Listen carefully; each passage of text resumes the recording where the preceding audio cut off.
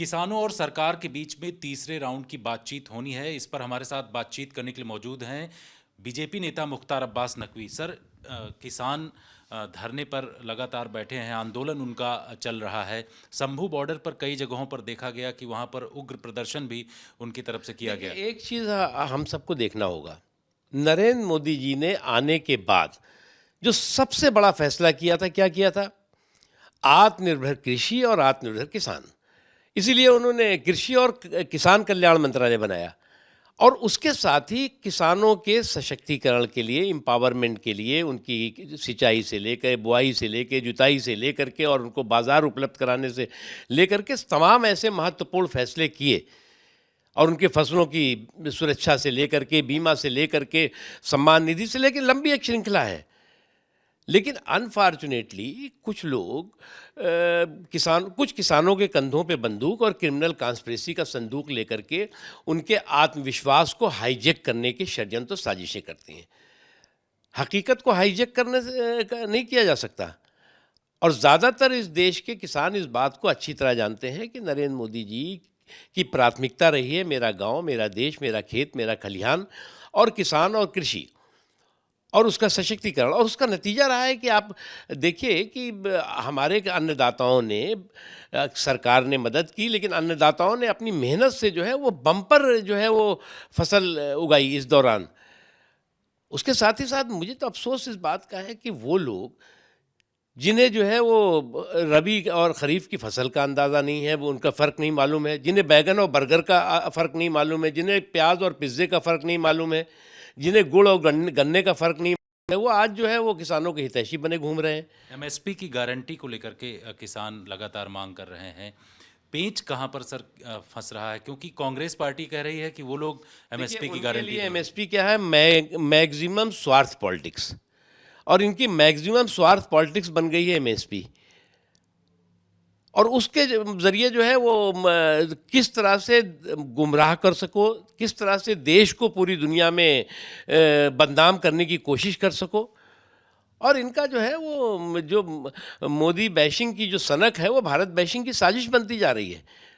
मैं अपने जो हमारे अन्नदाता हैं उनको मैं अपराधी नहीं मानता, उनको मैं कोई आतंकवादी नहीं मानता, लेकिन ये बात सही है कि जो हमारे कुछ अन्नदाताओं के आत्मविश्वास को बंधक बनाने की षड्यंत्र साजिशों में जो लोग लगे हैं उन्हें भी उनसे होशियार रहना चाहिए। और वो लोग जो है वो आज कोई नई बात तो है नहीं। जिस तरह का माहौल बनाने की कोशिश वो लगातार करते रहे हैं और समय देखते हैं कि किस समय पे जो है वो हमें गड़बड़ झाला करना है।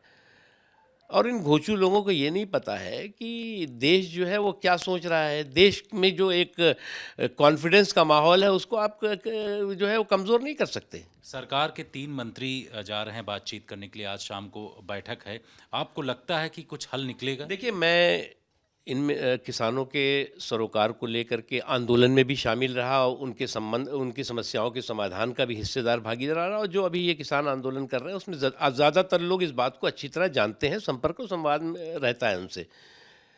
इसका समाधान हमेशा संवाद ही हो सकता है और संवाद के ज़रिए जो है वो समाधान हो सकता है। लेकिन अगर उस संवाद के पीछे ईमानदार मकसद और मंशा नहीं होगी तो निश्चित तौर से जो है वो गाड़ी जो है वो पटरी पे नहीं चलेगी।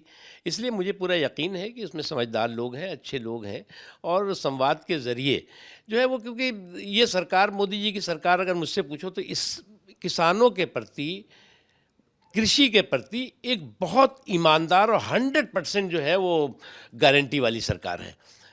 और जिसका नतीजा है कि आपने देखिए एक लंबी श्रृंखला है।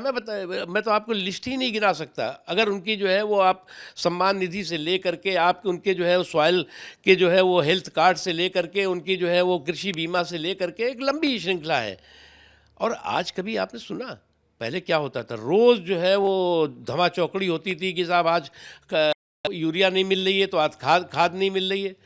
मोदी जी ने नीम कोटेड यूरिया कर दी, जो कि यूरिया की गड़बड़ झाला होता था वो भी किसानों के लिए समस्या समाधान हो गया। आज जो है वो बम्पर है। कोई कभी मैंने कहीं नहीं देखा कि लाठी चल रही है यूरिया के लिए या खाद के लिए।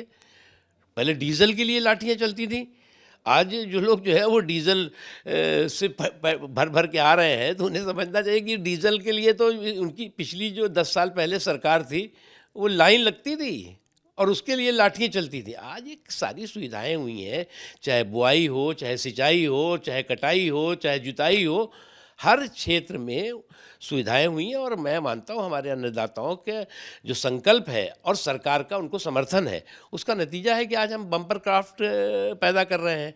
और साथ ही साथ हम जो है वो जो दलहन और तिलहन के क्षेत्र में और मोटे अनाज के क्षेत्र में जो है वो हम आत्मनिर्भर हुए हैं। पूरी दुनिया आज जो है वो भारत की तरफ देख रही है कि जो है वो बाजरे से लेके मक्के से लेकर के चने से लेकर के जो भी मोटे अनाज हैं। बिल्कुल। तो लगातार संवाद का सिलसिला जारी है। आज भी 3 जो केंद्रीय मंत्री हैं उनकी तरफ से किसानों के साथ बातचीत होगी और हल जरूर निकलेगा। इस बात को लेकर के जो नेता हैं बीजेपी के, उनको ये लगता है कि इसमें किसी भी तरीके की दिक्कत नहीं होनी चाहिए। कैमरामैन अशोक भनोट के साथ जितेंद्र सिंह, आज तक।